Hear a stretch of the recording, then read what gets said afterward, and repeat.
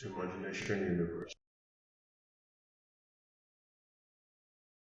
Aisha awoke abruptly in the dead of night, her senses tingling with an eerie awareness. The day had been wasted in a slumber induced by the monotony of the pandemic-stricken world. July 2020 lingered like a haunting specter, keeping everyone trapped within the confines of their homes. While she should have returned to the safety of her family, Aisha had made the ill-fated choice to remain in the desolate hostel. The thought of enduring ceaseless errands and mundane chores had dissuaded her from seeking solace at home, but now regret gnawed at her as she found herself consumed by loneliness. The streets lay barren and movement had been mercilessly banned, leaving her isolated in the darkness. The hostel, once brimming with life, now echoed with an eerie emptiness. Worse, because she stayed alone. Aisha sat up on her mattress. She glanced at the digital clock in her phone. 2:28 a.m. With nothing else to do, she resolved to continue the Korean drama she had started. Yet, just as she settled in, a chilling crash resonated from outside her room, causing her breath to catch in her throat. With trembling hands, she hastily illuminated her surroundings with the feeble light of her phone's torch. She aimed it towards the window, only to find emptiness lurking in the shadows. Trying to dismiss the incident as a figment of her anxious imagination, she reluctantly returned her focus to the screen. Time passed, and an inexplicable urge to relieve herself gripped her. She reluctantly rose from her bed. As she ventured towards the bathroom, a sinister realization dawned upon her. Because of her long slumber, she had neglected to fetch water from the well, a habitual task she did every day before it got dark for situations such as this. A wave of frustration and dread washed over her as she contemplated the filth of not washing up and flushing after a pee. With a grunt, she picked both buckets and headed out her room slowly, her heart thudding in her chest like a drumbeat, her flashlight sweeping the darkness for any lurking horrors. She hurried to the well to fetch her water. She hastily drew water, each drop echoing like a sinister whisper in the silence. Anxious and on edge, Aisha carried both buckets of water with the torch in her mouth and walked quickly to her room. She entered, shut the door immediately, and locked it before taking a deep breath. She dropped her torch on the table while trying to calm her thudding heart. Then she carried one bucket to the bathroom, but as she pushed open the creaking door, terror gripped her like icy tendrils of doom. A young man appearing slightly older than 18 years of age stood before her, his presence emanating an aura of malevolence.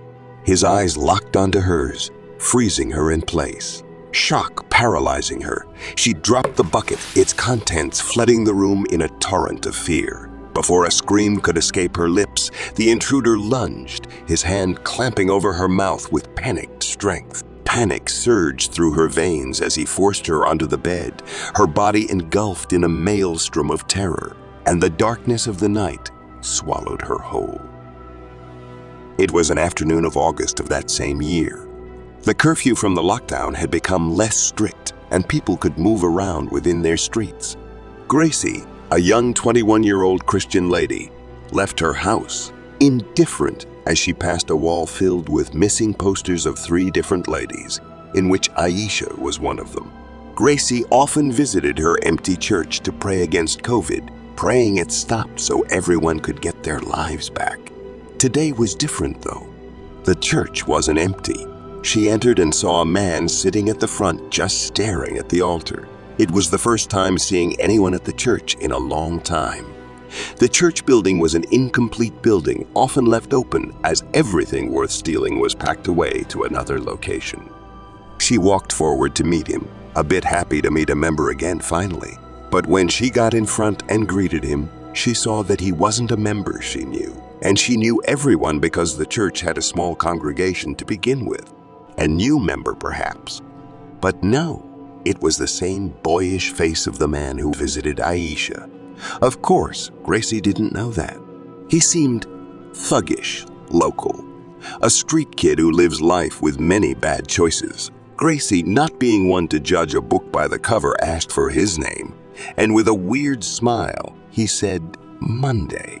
She introduced herself and asked if he was here to pray like she, but he replied with a scary confidence that he saw something he wanted in the church. Gracie didn't get the reply. Perhaps he meant salvation. She just nodded and went to kneel to pray. But as she turned to pray, Monday stood up suddenly declaring that he likes her and he wants them to date. Gracie, shocked by this, replied that she doesn't even know him and gently told him she wasn't interested. Monday asked why she would reject him. Because I am poor. Because I'm local, he asked menacingly, moving closer to a now scared Gracie. Gracie, who was confused, replied that she literally met him for the first time 2 minutes ago. She didn't know anything about him to even judge him by. But Monday said he knew her. He had been watching her for weeks and he wanted her. He looked at her from head to toe perversely, and Gracie knew he wasn't all right. She quickly decided to leave, but he pushed her back, asking where she's going. She tried to push past him, but after a little struggle, he pushed her towards the stairs of the altar. She landed on her back but was still conscious, and so she opted to scream. To quickly silence her, Monday bent and put his hand over her mouth and decided then and there to take advantage. Gracie didn't stop struggling as Monday tried to pull up her skirt. In a desperate feat, Gracie used her knees to hit Monday's testicles hard, and he immediately reacted by pulling away and grunting. She tried to use the opportunity to run, but her back was hurt so much. Still not giving up, she opted to crawl, screaming as loud as she could tearfully as she did. Monday regained himself, but he was really pissed.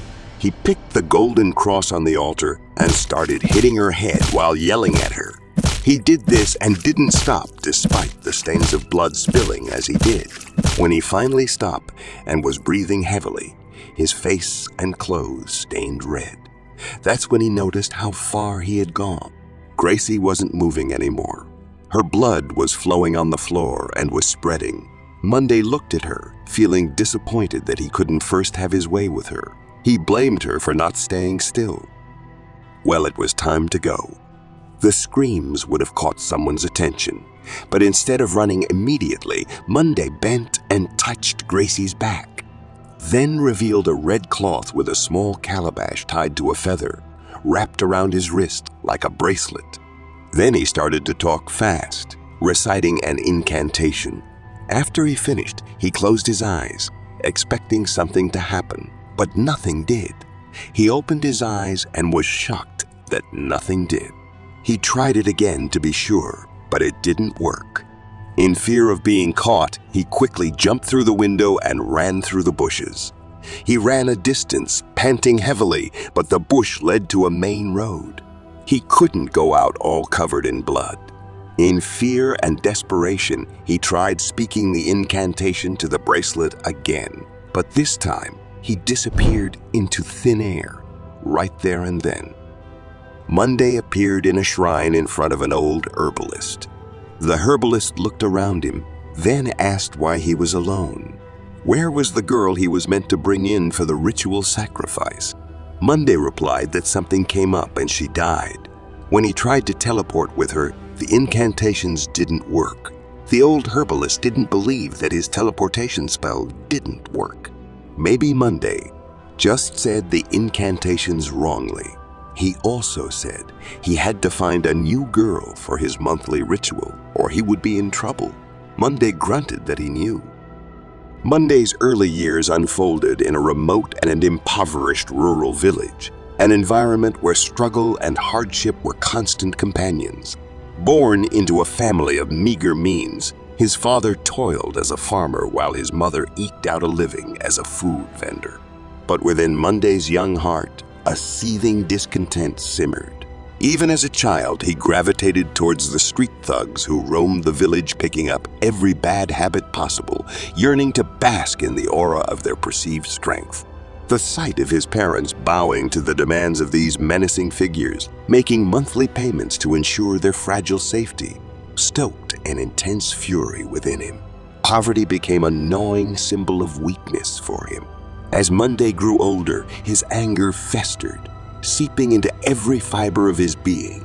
Moody and volatile, he shunned opportunities for personal growth, his insecurities shackling him to a cycle of frustration. His interactions with girls were riddled with awkwardness and uncertainty, leaving him trapped in a world of superficial desires fueled by pornography. With the passage of time, Monday's hunger for power and control became insatiable. At the age of 18, he sought solace within the dark embrace of a cult that had taken root in his school. He was a menace and a bully, and he did whatever he pleased, knowing people feared he and the gang he was in.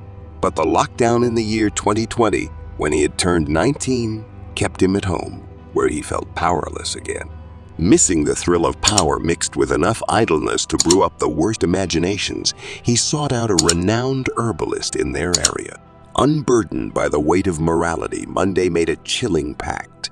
He offered his very soul to the herbalist, relinquishing his humanity in exchange for an unholy gift: the ability to perpetrate heinous acts with impunity. The herbalist, after being paid by the young lad, gave him the ability to teleport from wherever he was, empowering him to commit unspeakable horrors without fear of retribution. The catch was Monday had to make a human sacrifice monthly to keep his power. Monday, who saw that as an easy thing since he could just teleport and never be held responsible for any of the crimes. He was given the red cloth with a feather and small calabash attached to it and told to wear it always, for that was where his power lay. September 2020, Monday had already sighted his next victim, the next girl he wanted to have. Bujim, a young teenage girl who lived with her parents in a rental apartment. He had seen her for the first time when he went to a canteen to eat. She had come to buy food on an errand. He couldn't stop staring, but quickly averted his eyes whenever she looked his way. He had to have her. He waited for her to finish her meal and leave before following her from a little distance. That's how he figured out her address, and for the next few days he watched her from a distance. Soon, he saw his opening. Bujim's parents had resumed their daily routines, with her mother returning to her bustling shop and her father heading off to a nearby construction site. Bujim found herself alone in the apartment on this fateful afternoon. Monday entered the tenement building known as Face Me, I Face You Apartments with confidence. He had become acquainted with its patterns and routines. The compound seemed like a ghost town, except for the presence of Mrs. Bunmi, a middle-aged woman engrossed in play with her twin children near her room. Mrs. Bunmi eyed him suspiciously, her instincts telling her that something was amiss. However, Monday's audacity and seamless entrance convinced her not to intervene. She watched as he walked to Bujim's apartment and knocked on the door. Bujim opened the door, asking who he was. Thinking on his feet, Monday quickly spun a tale, claiming he had been sent by Bujim's mother from her shop to retrieve her forgotten phone. Bujim was suspicious because she didn't know Monday at all. When she pointed it out, he said he was a usual customer of her mom's. There was no way for Bujim to confirm as her phone was faulty, so she asked him to wait while she went in to check. But Monday had gotten what he wanted, an open door. He quickly entered and locked the door. From Mrs. Bunmi's perspective, it looked like Monday had been let in, and she believed Bujim had brought a boy now that her parents weren't home for a promiscuous activity. "Children of nowadays," she exclaimed as she nodded her head in disgust, preparing how she would report this. Suddenly, Bujim's screams pierced the air, jolting Mrs. Bunmi from her thoughts. She rushed towards the door, desperately trying to open it, only to find it locked. Panic gripped her as she heard Bujim's cries for help, accompanied by sounds of a struggle within. Mrs. Bunmi's instincts kicked in, and she sprinted out of her room, screaming for assistance, asking for men to come and someone to call the police. Meanwhile, inside, Monday had overpowered Bujim, subjecting her to unspeakable horrors.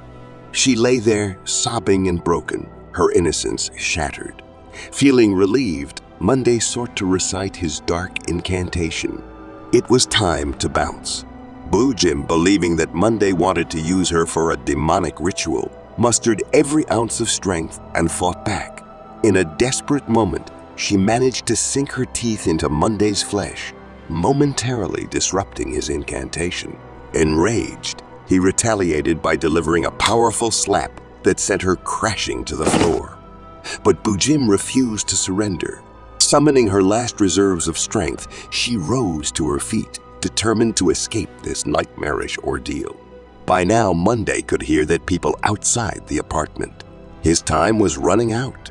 He was fed up with this. In a frenzy, he violently pushed Bujim to the floor and ran to the kitchen. Bujim, undeterred, mustered the courage to make a final dash for the door. Her heart pounded with hope, only to be shattered mere seconds away from freedom. A chilling scream filled the air as Monday thrust a knife deep into her back, sending her crumpling to the ground in a pool of her own blood. He continued stabbing her, each strike draining the life from her frail body until all that remained were convulsions amidst the crimson pool.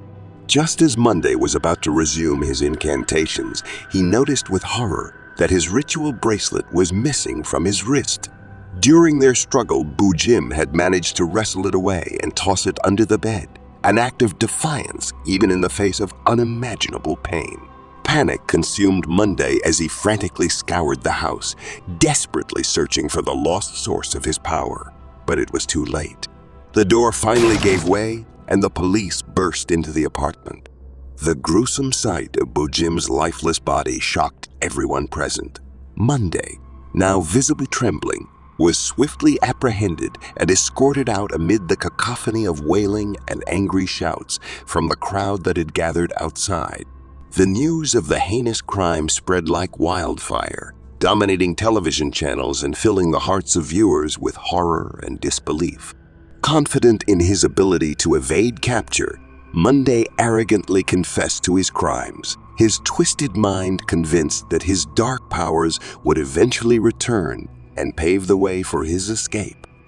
The morning of his court hearing arrived, and Monday prepared himself to be taken to court. The divisional police officer, Mrs. Adiola, assigned Officer Funcho to oversee Monday as he bathed in the outdoor bathroom. With a simple warning, "Don't dare try to escape," Officer Funcho disregarded the command and engaged in conversation with another officer, neglecting his duty. Seizing the opportunity, Monday skillfully scaled the walls of the narrow bathroom, using his legs and hands to maintain balance. Once outside, Monday, still naked, made a daring sprint toward the fence. With agility and determination, he managed to jump over the fence. The surrounding civilians who saw this kept quiet, perhaps for fear of their lives and lack of faith in the police force. Monday, now a free man, felt an overwhelming surge of confidence, believing that the gods were favoring him. However, this newfound confidence clouded his judgment and influenced his next decision. While Bujim's grieving parents anxiously waited for Monday's arrival at the court, he failed to show up. Their hearts sank as they wondered what had happened. Due to the fear of being blamed for negligence, Monday's escape was not reported promptly, giving him ample time to flee the town and truly disappear. But that's not what he did. Instead, Monday returned to Bujim's apartment building, tightly clutching a hammer. He walked past Bujim's now empty house, consumed by a burning desire for revenge against the perceived tattletale, Mrs. Bunmi. Under the cover of darkness, Monday stealthily entered the compound. Mrs. Bunmi had just put her children to sleep. Her husband was running late as usual, but he usually came around this time, so she went to serve his food down. She heard the knock on the door and, with a smile, rushed to open the door for what she thought was her husband. Immediately she was struck with a hammer on her head, which caused her to fall backwards, bleeding and stunned. The shock immobilized her, rendering her unable to scream or fight back. It happened so fast. The last image etched in her mind was Monday's sinister smile as he prepared to strike her again and again. He threw the hammer on the floor, laughing maniacally. He recited the incantation in confidence, but it didn't work. He didn't have his bracelet. He hissed and decided to leave. He needed to pay the Baba for an upgrade. He didn't want to rely on a stupid cloth anymore. As he turned, he saw a shocked, middle-aged man staring at him, then at the legs of Mrs. Bunme in a pool of blood. This was her husband. Fueled by rage and grief, the man charged at Monday and pushed him. Monday was no match for the man's strength. The man was a blacksmith accustomed to hard physical labor. His palms were hard and his knuckles even harder. The man relentlessly pummeled Monday's face over and over again as he cried for his wife in rage. Monday tried to fight, push, reach the hammer he threw, and as a last resort beg, but it was all useless as the man didn't stop. He kept punching even after Monday fell unconscious. He wanted to kill him, but he was quickly held back by police who suspected too late that Monday would target Mrs. Bunme. They carried the unconscious monster away, leaving Mrs. Bunme's husband in anguish and despair as he wailed and cried for his lost love. Though Monday survived the brutal encounter, he was swiftly brought to justice and sentenced to death by electric shock.